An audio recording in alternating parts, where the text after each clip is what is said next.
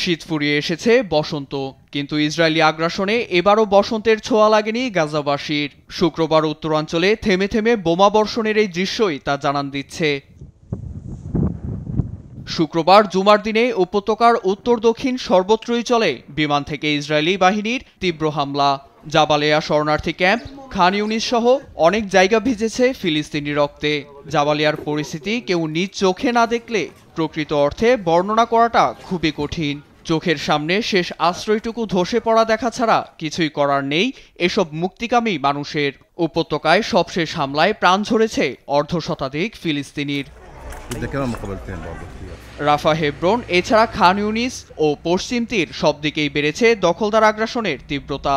রাফা ও খান ইউনিসকে দুভাগে বিভক্ত করে সেখানে ইসরায়েলি বাহিনী অবস্থান নেয়ায় সংকুচিত হয়ে এসেছে নিরাপদ আশ্রয়।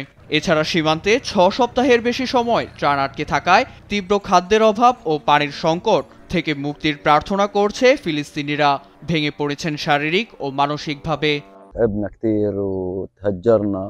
আমরা পালাতে পালাতে ক্লান্ত। খান ইউনিস ও রাফা সীমান্ত এখন ইসরায়েলি সামরিক বাহিনীর দখলে। এই মোরগ করিডোরে কোনো রকমের ঠাঁই পেয়েছি। জীবন সংকটে রয়েছে, কোলের শিশুগুলো ভোগান্তি পোহাচ্ছে।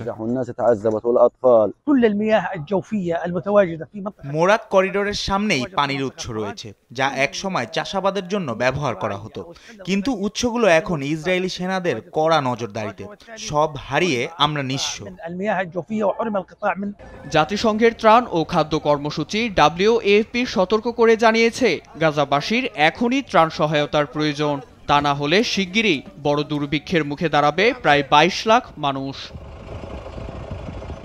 নীরব দাস, নিউজ ডেস্ক, দেশ টিভি।